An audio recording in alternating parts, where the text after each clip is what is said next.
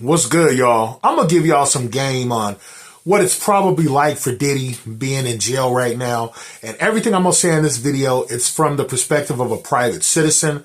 I don't speak for any government entity in whole or in part.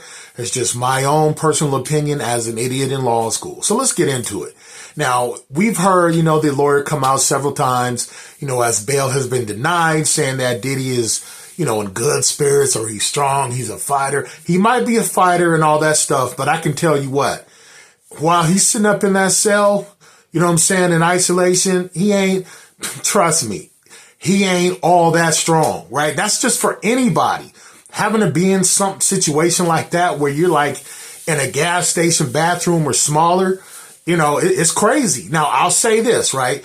While Diddy's in jail, and this is not just for him, this is for anybody. If you're in a state, a federal, a county, whatever the situation is, if you're, looking at high time and it's an active case, you're going to have access to your lawyers and you're going to be able to talk to them and go over paperwork and all that. That's just a constitutional right. You cannot mess with that. So right now, while Diddy is in jail, I'm sure he's going to have a lot of time outside of his cell because he's going over stuff with his attorney. But let's just say if he didn't have that and he was just waiting or whatever, it would definitely be a totally different experience, right? So just keep that in mind. Right now, it's different. So if he does have high spirits or whatever, or if he doesn't seem fazed, that's only because he's not really feeling the full weight of what it's like to have to be in isolation, right? I've worked in several different levels within the jails and the prisons, and I can tell you, man, having to be in isolation, that's no joke. Now, I'm going to get into this suicide watch thing, and then I'll start talking about a few other things, right? Now, for any public figure or anybody with some type of notoriety, right? If they're in a situation like that, whether it's state, county, city, whatever, it's going to generally be like mode of operation to put them on suicide watch or some type of companionship watch or whatever it is, because you don't want any mistakes to be made. So even if a person may not be suicidal, they can also do it just for accountability purposes, to have eyes on the person around the clock, things of that nature, nothing going on. Now, I can tell you this, right? Again, as a private citizen, and I'm only speaking of what I would imagine that every single person that's working at that jail that has to deal with Diddy is probably hating life right now. And I'm going to tell you why, right? It might not be for what you expect, but when you have a high profile person like Diddy in your custody, every single thing will be scrutinized. Now, you'll hear inmates, again, different levels of custody. They'll complain about food, they didn't get the right portions, or it was cold, or it was whatever the case may be, right? Now, under normal circumstances, let's just keep it real, right? Let's just keep it real. So under normal circumstances, nobody cares if the food is cold for the inmates. Nobody cares if they don't get the adequate portions that they're supposed to get. But I can tell you what, while that brother's sitting up in jail, you best believe every single item that he's supposed to get on his plate, every single bit and piece of food and whatever the ounces should be, whatever it is, he gonna have everything on that plate and it's gonna be hot. And we all know why.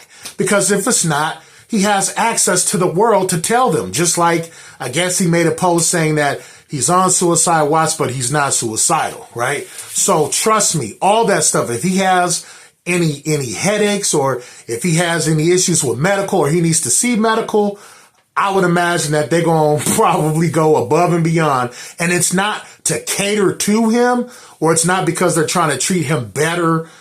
Well, kind of in a way, it probably could be perceived as that, but it's just because of the sheer magnitude of the case.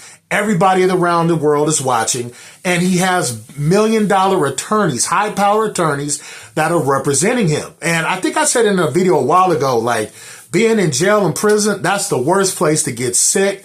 I mean, I've seen it, man, where you got inmates not literally have a broken bone, but I'm just using it, as an expression, right? You can have an inmate that has a broken arm and their head is hanging off their shoulders. And if they go to medical, all medical going to do is say, look, take these aspirin and go back home. That's about it. You know what I'm saying? People may put in, sick call slips to try to see a provider, whatever the case may be. Well, I can tell you in this situation, I would imagine, right? And this is, again, for any type of custody level or agency, state, city, county, whatever it is. If he complains about a headache, somebody's going to address that headache with immediacy and urgency, because that's just the nature of the beast. Now, I can say this. It's crazy because I was thinking the other day, like, you hear about all the issues on the streets with officers and uses of force and other issues related to misconduct. But when it comes to the jails and the prisons, it's almost like it's kind of like the perfect place, to commit civil rights violations. Excuse me. Now, by no means am I trying to support that because it's wrong. It's illegal. You can go to prison for that. But just think about it, right? You'll hear different stories in the paper, the news, whatever, about different inmates that might complain about things. And by and large, a lot of it does go unhandled, if that's a word. They just don't deal with it. It's just because, and I know I said this in the video, when you put on that inmate uniform, I don't care, what you were on the street. Generally speaking, it don't matter what your pedigree, whatever. When you put on that uniform, that inmate uniform, you automatically become a second-class citizen. Now, that's not the case, by the Constitution. There's no laws or regulations that provide for that. But I'm just saying that when you put on that inmate uniform, you are at least a second-class citizen at a bare minimum, right? So when you're in there and you have these different complaints, it's going to go on deaf ears a lot of times. It's very, very difficult to scream in there for people to hear you. It is what it is. And that's why I tell people, man, y'all need to keep y'all behind out of jail and prison. Don't get involved in that. You know what I'm saying? But for that environment, you know what I'm saying? It's people usually don't care, and really the odds are stacked against the inmates because first off, you hear the joke, how do you know an inmate's lying? Because they're moving their mouth, all that stuff, right? But in the situation with Diddy, right? If he got any problems with his food, if he's on any kind of medication, they're going to make sure he got his medication. If he say he got a toenail clipped too low, they're going to address it with immediacy and urgency. And again, I'm not saying it because they care about him, but it's just, he's a high level person. Just for instance, right? Let's just say hypothetically, for some reason, if Donald Trump, which we know it's most likely never going to happen. Well, I won't say never. They say in law school, you don't want to say never or stay away from it as much as possible. But for Donald Trump, right? Let's say, if he went to prison for the 34, counts, right? Do you really think that the COs, like say in the state of New York or whatever, do you really think that they're going to try to skimp him on his trays? Do you really think if he's taking medication that they're going to do the status quo and just take forever to give him his medicine or to render medical aid? Do you really think that's going to happen? No, it's not going to happen because of the voice that Donald Trump would have. He has access to millions of people around the world. He's a very wealthy individual, things of that nature. So I could definitely tell you, while Diddy's in there, maybe during the day, you know what I'm saying, or whenever he's dealing with his lawyer, he may not feel like he's completely locked up, you know what I'm saying, because he's, going over paperwork, arguments, all that, protected stuff. But once he gets in that cell and he hear that door slam and it's in for the night, I almost can guarantee you it's messing with his mind because, he at one point he was larger than life, got all this money, the fame, the accolades, all that stuff. But I can tell you, man, right now, I could say, again, as a private citizen, I would hate to be somebody that would have to have custody and care over somebody like that because every single thing, I'm telling you, every single thing is going to be scrutinized. And a lot of times, and this is standard operating procedure for city, county, state, whatever. When you have somebody on suicide watch, you're going to mark it down, and like different, like notepads or whatever it is, right? And you got to keep track of what's going on. It's just legal observations. They even do that at the county jail, right? It's public information. But, I would hate to be in that situation because if you don't mark the right thing, or if you put something down by accident, or whatever it is, whatever actions are carried out by anybody at that facility that has to deal with him, it is going to be under extreme scrutiny. It is what it is. That's just how it works. So just don't believe that, he's just up in there partying and this and that. And I can almost bet you too, because, we've heard of stories, where, people that got money and stuff, they compromise officers, this, that, and the other. In my opinion, I don't even know if there's going to even be room for that to occur, because it's going to be, and I think, like, say if they have to move them different places, and this is, again, standard, this is out in the open, people know, I wouldn't be surprised that every time he comes out of his cell or has to be escorted somewhere, they might videotape it for, accountability purpose. It's just so much that goes into it. Now, later on, if he does end up doing time, I could talk about, to a certain extent, what it would be like, from the perspective of a private citizen, right? But yeah, just know, man, this is, it's torture for him. And here's the other thing too, that I think, Diddy and his defense attorney might have messed up on, because it's almost like they sent the signal to the courts that he would rather, he would give up whatever he could just to not be locked up, because he wanted to offer up his home, I think his mom's home, give up his passport, said he'd have, I don't know, like police in front of the house and a sign-in log, no women, all of those different things. In my opinion, that's demonstrating to the courts that I don't want to be here. I'm willing to sell my first and second born. I'm willing to give the marrow out of my bones. Whatever I can do to get up out of here, I don't want to be here. And so I think it's tactical. It's a mind game. It's a mind game, man. That's why, I'm telling you, man, it's a trip being up in there and dealing with that stuff. But because he went out there and he was like, yeah, I'll give up all of this and that and that and this just to get out of here. It's like, the courts is probably like, yeah, that's where he belongs. And let me touch on this other thing real quick, and then I'm going to go. I'm going to call cap on something else. Now, here's a situation, right, where he was denied bail, I don't know, like 2 or 3 times, or, excuse me, man, I'm getting over something. Okay, so he was denied bail like 2 or 3 times, I think.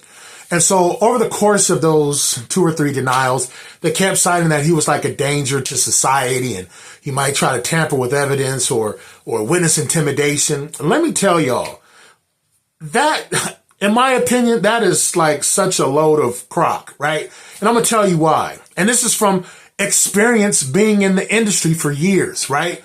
There are powerful gang leaders. I'm talking about powerful gang leaders that can snap their fingers and people can be unalived immediately. You have people that have been in SHU for years. It's not like that anymore. Well, for the state, it's not like that. But on the federal side, it wasn't really like that. But you can have people that are in prison. And well, let me use the example with the state, right? We all hear about Pelican Bay, all that stuff. You have people that was sitting up in that hole in Pelican Bay, 29 hours a day, 10 days a week, barely came out. But even though they were isolated, they were still a danger to society. They could still do witness tampering, evidence tampering, all that stuff. It didn't matter. Their reach seemed to be endless.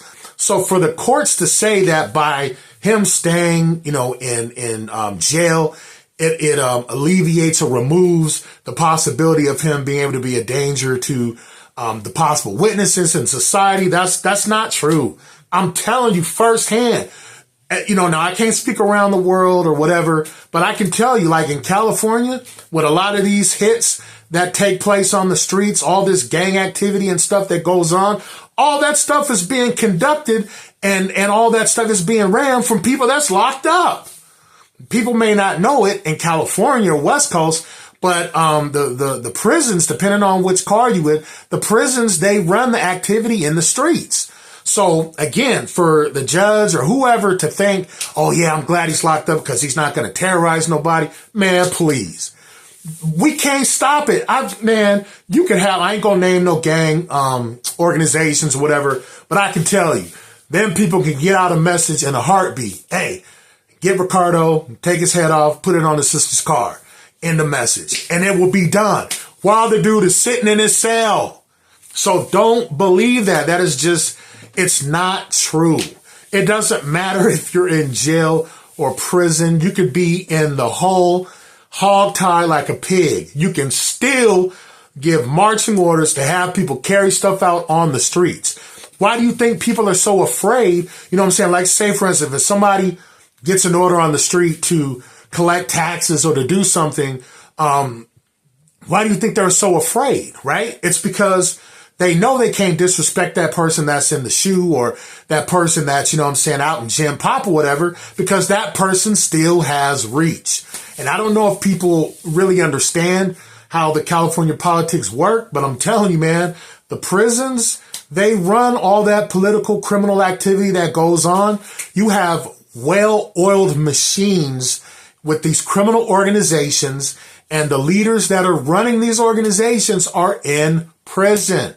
They'll do unaliving for hires. They do, I don't want to say no buzzwords that's going to give me a strike or something on here, but a lot of the illegal activity that's taking place, it is planned and coordinated. Or I don't know if I want to say planned and coordinated, but they can send all of the necessary missions that need to be accomplished. And then it's almost like the military. They say, here's the order. This is what I need. And then they shoot that out. And then the people on the street, they facilitate it. They get all the logistics stuff, all that. It's just like the military. If you was a general and you order somebody to do this, all the supplies and logistics and the manpower that you need, the people on the street, they're going to carry that out. So if Diddy wanted to still be a menace to society, allegedly, or if he wanted to try to tamper with witnesses or evidence, he could still do that while sitting in his cell on suicide watch. So I don't know what's going to ultimately happen. This has been very, very interesting. It's almost like this Diddy stuff has taken over the news waves, and it's like become more popular than the election stuff that's going on. You know what I'm saying? But again, just as another reminder, I'm talking from the perspective of a private citizen, and I'm gonna do some more stuff. I've been gone for a little while. I just got a lot going on, man. I got a lot going on. I finally crossed over to 4,000 subs, which I'm so happy about. But I'm going to give y'all some game as a private citizen, because as I said, a lot of the content on prisons that's on the YouTube channels, it comes from, you know, ex-cons and stuff, or reformed. I don't really want to say ex-cons, you know, because they did their time, they paid their debt, you know, they free, right? So just people that were formerly incarcerated, justice involved, whatever term you want to use, right? And you hear it usually from, you know, California state prison politics, but you don't really hear nobody talking about stuff, you know, from the perspective of doing time in the federal system, and they don't hear anything from private citizens like myself, right?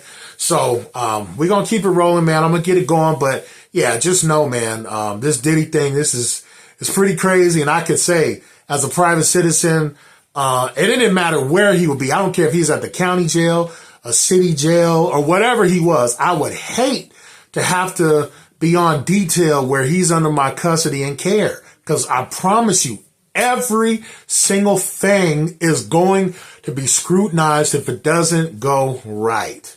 So until the next one, holla at your boy.